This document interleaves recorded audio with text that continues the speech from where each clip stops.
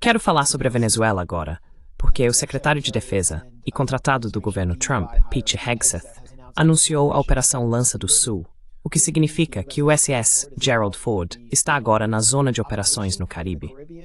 Este é o maior porta-aviões dos Estados Unidos e ele está se juntando a toda uma frota de batalha com submarinos nucleares e destroyers. Os B-52 podem decolar de Porto Rico e há exercícios acontecendo em Trinidad e Tobago. E aqui está Lindsey Graham tentando vender a guerra ao público americano. Basicamente, é assim que a guerra está sendo vendida ao público americano. E acho que preciso ampliar aqui. Sim, precisa. Yes, you do. Eu preciso dar um zoom para ver por mim mesmo. Devo fazer isso com a voz do Lindsey Graham. Aqui é o Lindsey Graham. Deixe-me pegar uma taça de rosé rapidinho. Isso é absolutamente vibrante.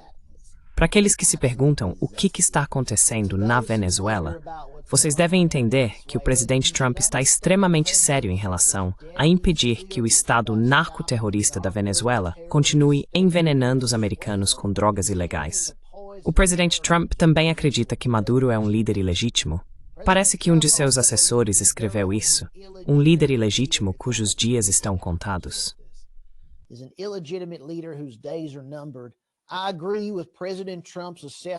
Concordo com a avaliação do presidente Trump sobre a situação na Venezuela. Não considero Maduro um líder legítimo, mas sim um traficante de drogas que foi indiciado em tribunais dos Estados Unidos. O presidente Bush, 41, derrubou o líder panamenho Noriega em circunstâncias semelhantes. Há um califado das drogas em nosso quintal, que inclui Venezuela, Colômbia e Cuba. Fico muito satisfeito que o presidente Trump esteja comprometido em acabar com esse reinado de terror. Quanto mais cedo Maduro sair, melhor para o povo da Venezuela e para os Estados Unidos. Isso é o America First.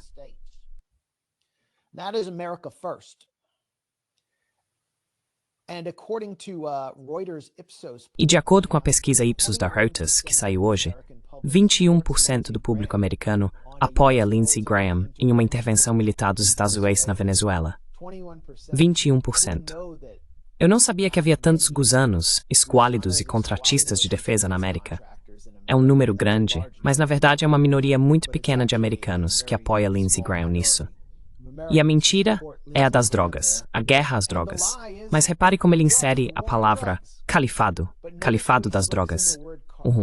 Isso porque eles vão tentar afirmar que a Venezuela tem células do Hezbollah e apoio iraniano dentro de seu território, e que isso realmente ameaça os Estados Unidos, quando a maioria dos americanos já está cansada disso. Eles não estão acreditando nas mentiras sobre armas de destruição em massa.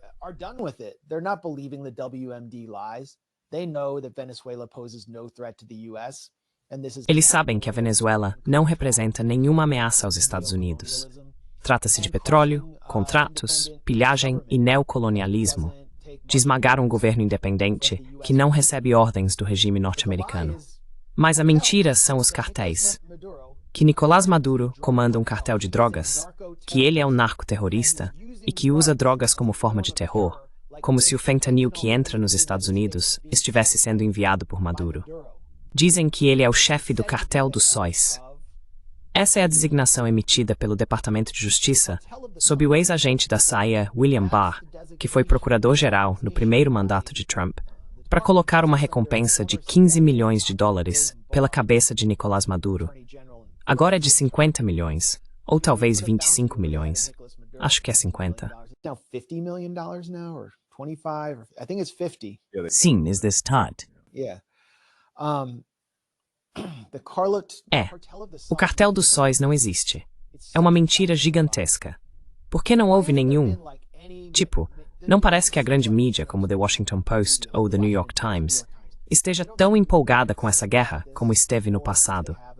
Embora tenham ajudado a vilanizar a Venezuela e a Revolução Bolivariana, e de certa forma criado impulso para essa guerra, eles não parecem tão entusiasmados com isso. Mas nenhum deles investiu qualquer energia jornalística em explorar as mentiras que sustentam essa intervenção. E a grande mentira é o cartel dos sóis, que, Quero dizer, nós já desmascaramos isso antes, já falamos sobre isso antes, mas eu só quero continuar destacando esse ponto. Bring it on screen.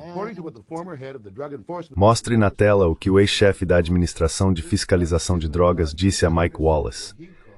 Esta remessa de drogas aqui, cortesia do que ele chama de tráfico de drogas pela CIA, em parceria com a Guarda Nacional da Venezuela. Embora rumores sobre o envolvimento da CIA no tráfico de drogas circulassem há anos, ninguém no governo dos Estados Unidos jamais havia acusado publicamente a CIA desse tipo de irregularidade. Não é o tipo de acusação que alguém no governo faria sem pensar muito bem antes. Você está dizendo que 1 tonelada de cocaína foi contrabandeada para os Estados Unidos da América. Pela Guarda Nacional da Venezuela, em cooperação com a CIA. É exatamente o que parece ter acontecido. Até o mês passado, o juiz Robert Bonner era o chefe da Administração de Fiscalização de Drogas, a DEA. O juiz Bonner nos explicou que apenas o chefe da DEA está autorizado a aprovar o transporte de quaisquer entorpecentes ilegais, como a cocaína, para dentro deste país, mesmo que seja a CIA quem os esteja trazendo. Deixe-me colocar desta forma, Mike. Se isso não foi aprovado pela DEA ou por uma autoridade policial apropriada nos Estados Unidos, então é ilegal. Isso se chama tráfico de drogas. Isso se chama contrabando de drogas. Então, o que você está dizendo na prática é que a CIA violou a lei. Simples assim. Não acho que haja outra maneira de racionalizar isso, presumindo, como acredito que possamos, que houve algum conhecimento por parte da CIA. Pelo menos alguma participação em aprovar ou tolerar que isso fosse feito. O juiz Bonner diz que chegou a essa conclusão após uma investigação secreta de 2 anos, conduzida pelo Escritório de Responsabilidade Profissional da DEA, em cooperação com o próprio inspetor-geral da CIA. E qual foi o motivo que a CIA teve para promover esse contrabando de drogas? Bem, a única justificativa que já foi apresentada é que isso levaria a informações valiosas sobre drogas a respeito dos cartéis colombianos.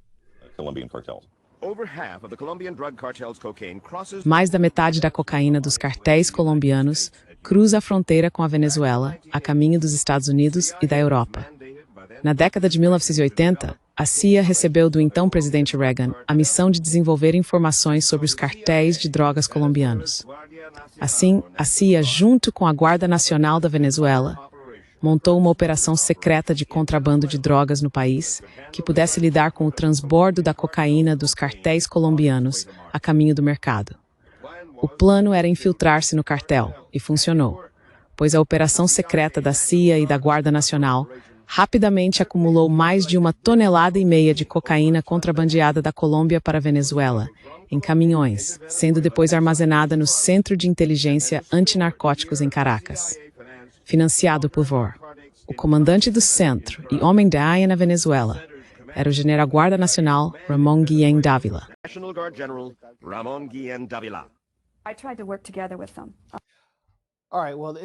Tentei trabalhar junto com ele. Certo. Bem, isso continua por um tempo. Ramón Guillén Dávila. Vamos voltar lá rapidinho. Espere um pouco. Veja, este é Ramón Guillén Dávila, e ele está usando um emblema com um sol em um dos braços. Esse era um símbolo usado por oficiais da Guarda Nacional da Venezuela. Tudo isso aconteceu antes de Hugo Chávez, antes de Chávez chegar ao poder sob o sistema de governo Pro-Kesmens. Este relatório, acredito, é de 1993, feito por Mike Wallace, quando o Ocesa Minutes às vezes fazia reportagens sobre a CIA, e não em nome da CIA. Guillén era o principal informante da CIA na Guarda Nacional da Venezuela, e eles criaram esse cartel para enviar drogas aos Estados Unidos, supostamente para fins de inteligência.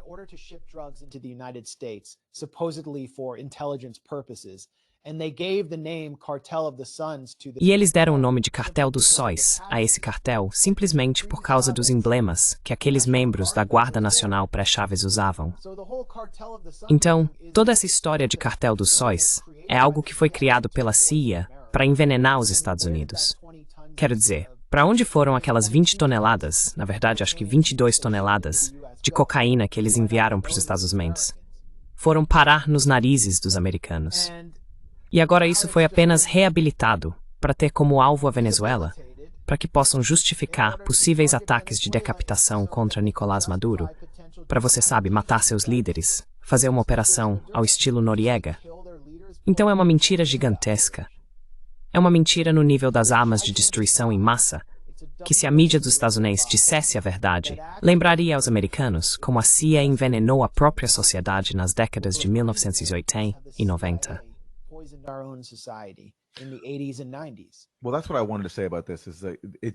Bem, era isso que eu queria dizer sobre esse assunto.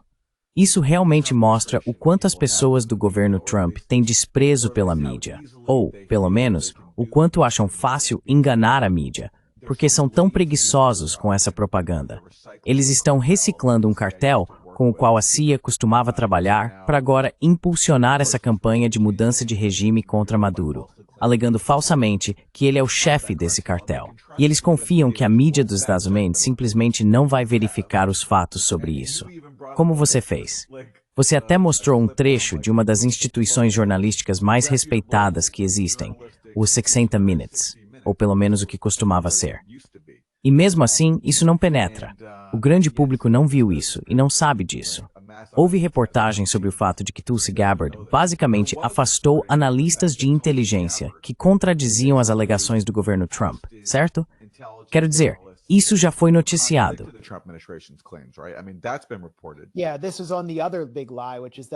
Sim, isso é sobre a outra grande mentira, que Maduro controla uma gangue criminosa chamada Trem de Aragua e usou migrantes para invadir os Estados Unidos, para atacar a América por meio de uma onda migratória. Quando todos sabemos que as ondas migratórias foram criadas pelas sanções dos Estados Unidos, que destruíram o setor de petróleo da Venezuela e empobreceram sua população. De acordo com um relatório de inteligência dos Estados Unidos, desclassificado em abril deste ano, Maduro não tem controle sobre o Trem de Aragua. Na verdade, ele basicamente o neutralizou com suas próprias forças de segurança na Venezuela. Então, o que Tulsi Gabbard faz? Ela demite os 2 oficiais de inteligência que emitiram esse relatório para manter a mentira viva, de modo que Trump possa aplicar o ato de insurreição de estrangeiros para realizar deportações em massa, mas também para justificar um ataque militar à Venezuela, algo que Tulsi Gabbard costumava se opor publicamente. E isso a tornava meio única.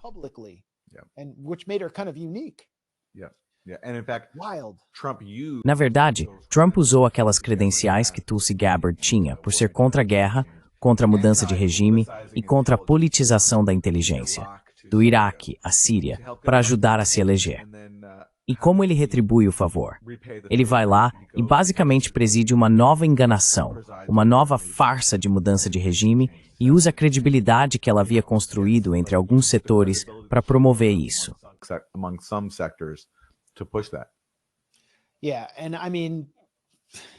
Sim, e quero dizer, eu provavelmente deveria fazer um texto inteiro sobre isso, mas esta administração e as pessoas ao redor dela, elas têm estado envolvidas com governos do narcotráfico há muitos e muitos anos.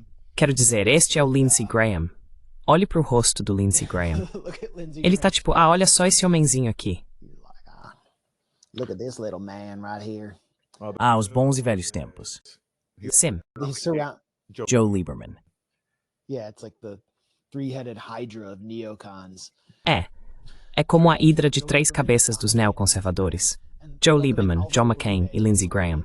E eles estão recebendo Álvaro Uribe, da Colômbia, o presidente colombiano nos Estados Unidos, o senhor Plano Colômbia. Álvaro Uribe era basicamente um narcotraficante, disfarçado de presidente. E os Estados Unidos o adoravam, porque ele se aliou a paramilitares de direita para esmagar as Farc, reprimir as rebeliões camponesas e eliminar os esquerdistas urbanos. No início, ele foi chefe da autoridade de aviação, e nesse cargo autorizava voos para Pablo Escobar e o cartel de Medellín. Seu antecessor havia sido morto por tentar impedir esses voos. E então, quando o ministro do Interior assumiu e tentou interromper os voos,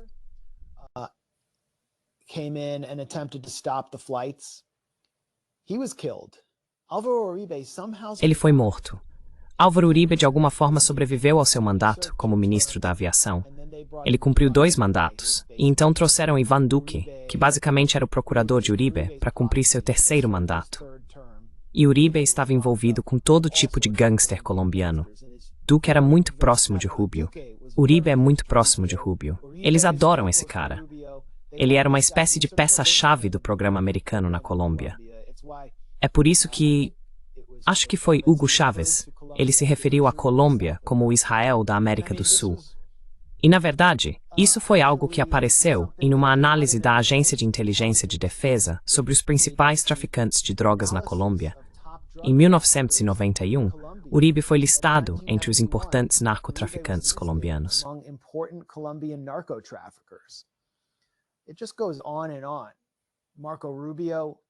Isso simplesmente não tem fim. Marco Rubio ajudou a sustentar Juan Orlando Hernández, de Honduras, que agora está cumprindo prisão perpétua na Flórida por tráfico de drogas. Ele foi o presidente de Honduras que liderou o regime golpista depois que os Estados Unidos ajudaram a organizar um golpe militar contra Manuel Zelaya, o presidente legitimamente eleito de Honduras, e basicamente instalaram uma narcoditadura de fato. Veja todas as fotos de Marco Rubio junto com Juan Orlando Hernández, apoiando da mesma forma que ele apoia... Cara, meu cérebro deu um branco. Bem, ele apoia Daniel Noboa no Equador. Daniel Noboa, chefe da empresa de navegação Bonita Fruit, a companhia marítima Noboa.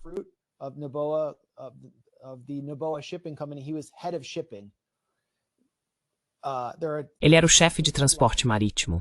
Há manchetes constantes sobre cocaína sendo enviada em caixas de banana bonita para a Europa e os Estados Unidos.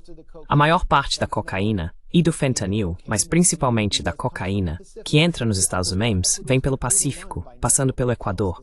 O Equador foi tomado por cartéis de narcotráfico. A sociedade foi desestabilizada e Rubio é muito próximo de Noboa, um bilionário nascido em Miami. E aí você tem... Bukele em El Salvador, amigo próximo de Rubio. Rubio é muito ligado a Bukele, e há vários, membros da oposição venezuelana que estão clamando por uma guerra dos Azumats contra a Venezuela. Os mesmos que nós, Wyatt Reed e eu, expusemos em nossa nova investigação sobre o golpe mercenário de 2020 na Venezuela.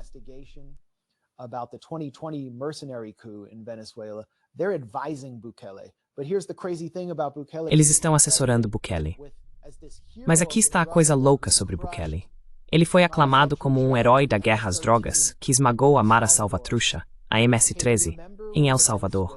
Certo, você se lembra quando os migrantes venezuelanos, vários aviões cheios, foram enviados para o Tecot, o centro de tortura Supermax em El Salvador, e foram publicamente humilhados pela tropa de choque salvadorenha a caminho daquela prisão. Enquanto a Venezuela buscava o retorno deles, repatriações diretas para a Venezuela. Isso fazia parte de um acordo em que, basicamente, o governo Trump pagou Bukele para receber esses venezuelanos, criando uma exibição sádica para a base MAGA.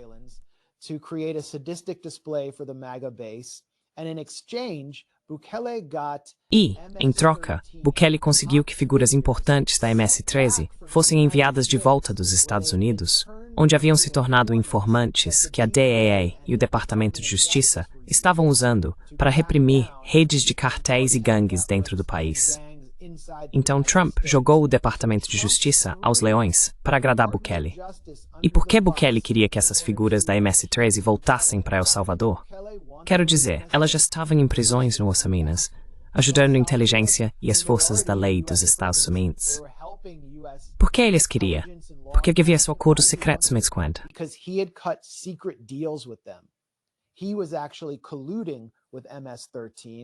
Ele estava realmente conspirando com a MS-13.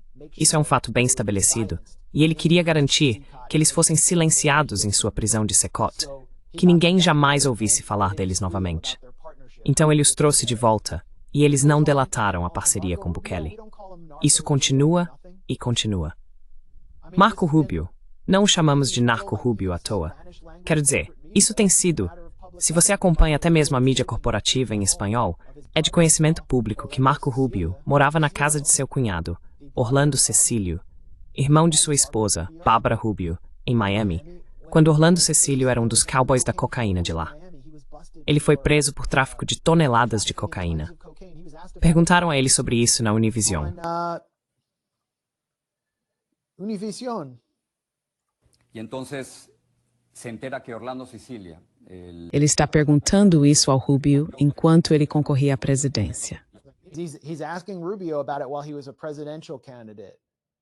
E dizendo, sabe, que isso já foi. A Univision já noticiou isso. su familia. Lo entiendo perfectamente, pero la pregunta es cómo Ele está dizendo que los votantes no os eleitores e os jornalistas têm o direito de saber se alguém tem ligação com o tráfico de drogas, alguém com quem você tem conexão, que é um traficante de drogas. Someone who is linked to drug traffic that you're linked to who is a drug trafficker. And E Rubio é furioso. primero. Está dizendo que deveria ir falado comigo primeiro. he's saying you should talk to me first. Perdóname, Jorge. Like he feels like he's being toda esta ambushed. serie de cosas, pero va más allá de eso. Después, Ele sente que está sendo emboscado, então dá para ver o Rubio suor sabor por estar sendo questionado sobre isso, forth. So, you can see Rubio's just freaking out about being asked about this. He should be asked about it now that the drug war is front and center. Ele deveria ser questionado sobre isso agora que a guerra às drogas está em destaque. Quero dizer, não consigo pensar em um grupo menos confiável de figuras para travar essa guerra. E veja quem vai assumir o poder. Vai ser uma verdadeira prostituta corporativa. Quero dizer, não uso esse termo apenas como uma forma de denegrir Maria Corina Machado, mas por causa do que ela está dizendo. Ela basicamente declarou, diante de uma conferência empresarial em Miami, no Adam Smith Center for Economic Freedom, onde Juan Guaidó é professor, que vai vender a Venezuela a corporações multinacionais se chegar ao poder sobre as costas de um tanque. Multinational corporations if she rides to power on the back of a tank.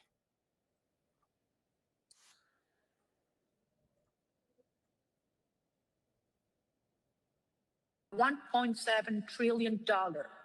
Uma oportunidade de 1,7 trilhão de dólares, não apenas em petróleo e gás, que é enorme, e vocês conhecem as oportunidades, porque abriremos todos os setores de upstream, midstream e downstream para todas as empresas, mas também em mineração, em ouro, em infraestrutura, em energia. Nossa rede elétrica atualmente tem um potencial energético de 17 gigawatts, que precisa ser reabilitado, certamente para tecnologia e inteligência artificial. Certainly for technology and AI. And she looks crazy. She looks like Ela parece louca, como uma concierge de olhar selvagem para qualquer um que queira saquear a Venezuela. É disso que se trata, junto com o esmagamento de um movimento revolucionário. Você pode chamá-lo de socialista, e muita gente faz isso. E há, sem dúvida, fortes correntes socialistas no chavismo, na Revolução Bolivariana, com certeza. Mas em sua base, é também apenas nacionalismo. Trata-se de um povo retomando seus próprios recursos para seu próprio benefício. E eles vêm sendo financeiramente atacados pelas sanções dos Estados Unidos e agora pelo exército norte-americano por tentarem fazer isso. É disso que se trata. Há tropas dos Estados Unidos em Trinidad, a poucos quilômetros da Venezuela neste momento. Pescadores trinitários estão ouvindo drones sobrevoando. Acho que estamos às vésperas de uma guerra. E não se ouve nem se vê resistência suficiente contra isso. Não há protestos. Não há muito debate público. E mais no Senado, para anunciar dos os três dentro da Venezuela, foi cessada. Tem no manto por worried to Alicante. Republicans voted against it. That's it. And now Trump is E agora Trump enviou esse enorme porta-aviões, o Gerald Ford, para a região. E veja, não tenho certeza do que se passa na cabeça de Trump, do que ele quer fazer. Mas claramente aquela postagem do Lindsey Graham, que você mostrou antes, é o esforço de Lindsey Graham para manter as pessoas a bordo e tentar convencer a base MAGA de que isso é algo bom, seguir adiante com a mudança de regime na Venezuela. E eu acho que qual era o objetivo de tudo isso? Trump admitindo abertamente que sim, ele autorizou operações secretas da CIA. Não é como se o New York Times tivesse descoberto isso em um grande furo, é porque o governo Trump queria que eles publicassem. Então há uma operação psicológica acontecendo aqui, em que estão tentando fomentar a desestabilização na Venezuela, para fazer o governo desmoronar por dentro. Isso não está acontecendo. Então, qual é o próximo passo? that's not happening. So then what is the next step? I mean, they thought maybe, as the Quer dizer, eles acharam que talvez, sabe, como o exército dos Estados Unidos fez em 1964 com o Brasil, poderiam estimular uma espécie de contra-revolução de direita nas ruas e um golpe militar ao levar os militares até as costas da Venezuela. Mas isso também não parece estar funcionando. E é por isso que Lindsey Graham mencionou a opção Noriega, realmente entrar e sequestrar Nicolás Maduro, o que seria bastante difícil de fazer, considerando as defesas em múltiplas camadas de Caracas. Quero dizer, Caracas tem defesas aéreas ao seu redor. Tem camadas de defesa militar, além da mobilização popular dos coletivos. Então, a menos que todo mundo simplesmente desista, não acho que isso vá acontecer também. E o que veríamos seria um banho de sangue.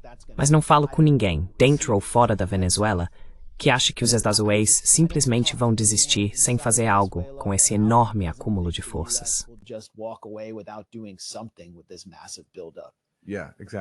Exatamente. Porque se o Trump recuar, ele não vai parecer um cara durão. E é só isso que importa para ele.